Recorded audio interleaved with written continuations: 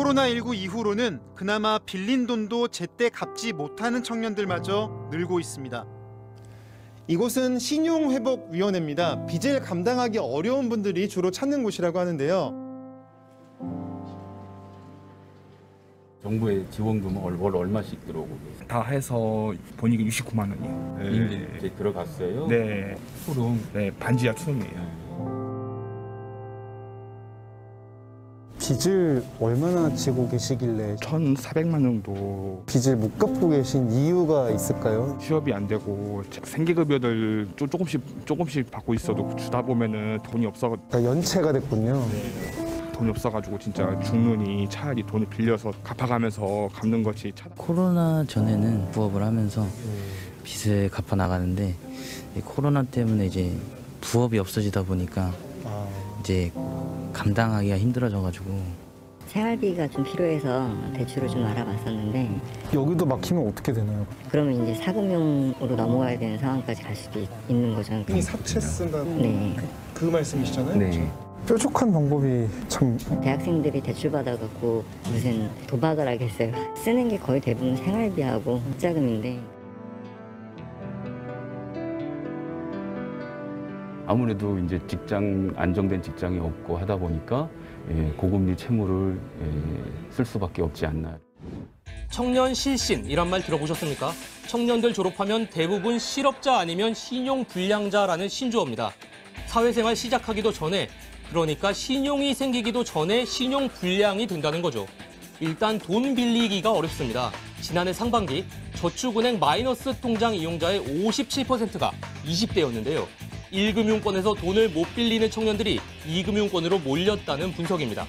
그러다 보니 2030 세대 가구주의 평균 부채가 1년 새 12% 넘게 늘었는데요. 증가율이 윗세대의 2배가 넘습니다. 이게 다 주식 투자 열풍 탓일까요?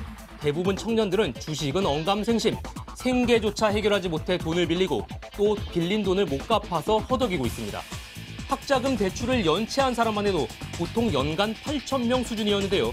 지난해는 상반기에만 10,000명이 훌쩍 넘었습니다. 기성세대들은 돈 빌릴 생각 말고 열심히 일해서 모아라 라고 말할 수도 있겠는데요. 그럴 수 없는 이유가 있다고 합니다.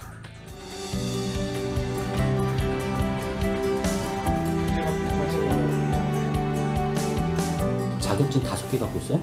네. 중국어도 한다고? 네. 이렇게 50분? 11시에 끝나면 집에 가는 교통편은 문제 없나요? 아, 네, 문제 없습니다. 퇴사 언제 했어요? 다니고 있어요. 6시에 퇴근하고서 일로 건너온다고 말씀하셨던 네, 거? 맞습니다. 그리고 지금 혹시 몸 건강 상태는 건강해요? 저는 상하차도 많이 해요. 요즘 물도 좀 진짜 많이 가네. 저도밖에 없어요. 몇 명 뽑으신 거였죠? 지금 한 2명에서 한 5명 정도를 좀 생각 중인데요. 지원자는 몇 명이거든요? 지원자는 지금 한 300명이 좀 넘었어요. 2명을 뽑는데 300명이 왔다고요? 저도 놀랐어요, 사실. 이렇게 많이 올 줄은 사실.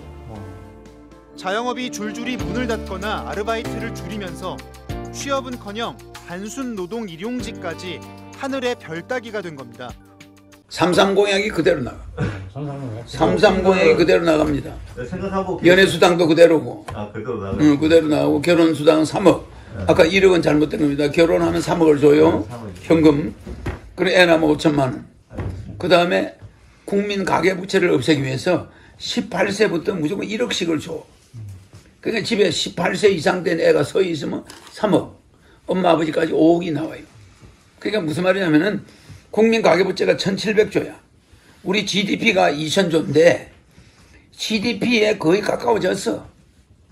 가계부채도 1,700조 넘었고 우리 GDP는 우리나라의 전체 우리나라의 진짜 약 1950이니까 우리나라 GDP가 약 지금 GDP의 국가부채가 100%야.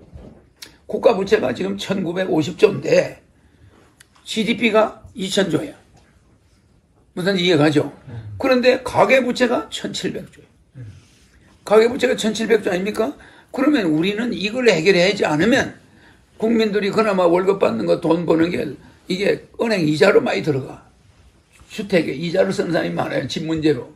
그래서 이거를 100% 해결하기 위해서 18세부터 대통령 되면 1억씩을 줘. 현찰로.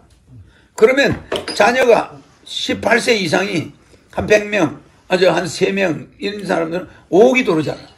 그럼 대부분 자기 아파트가 은행에 드는 건 해결할 수가 있어. 그래 안 그래? 맞습니다. 또 남자애들은 18세 넘은 20대부터 1억이 나오니까 그 1억을 가지고 엄마 아빠가 자기 장가도 보내줄 수가 있어. 또 결혼하면 3억이 나와. 이게 가정의 현찰이 목돈이 움직이기 시작하는 거예요. 이 사람이 숨통을 터야 되는 거예요. 숨통을 막아놓은 다음에 뭐 자유를 줘봐야 그건 생지옥이야. 목돈을 못 만지니까 애들 장가가라 소리도 못해 부모가. 그럼 국가가 야 네 장가면 국가 3억 줘야 할 수 있지. 너 애 낳으면 3천만 원 줘. 야 너 무조건 결혼하면 한 달에 300만 원 나와. 150만 원씩 배당금이 나와. 매월. 걱정 말고 결혼해라. 다 해결이 돼 다. 신문제 해결되고 다 돼. 대선 공약도 지금 그동안 그대로죠. 삼삼 공약이 삼삼 공약 그대로 대선 공약인데 내가 다음 대선 때는요 우리 국민이 더 어려워져. 앞으로 1년 버티기가 어려울 거예요. 그러면 그때는 태풍이 일어나.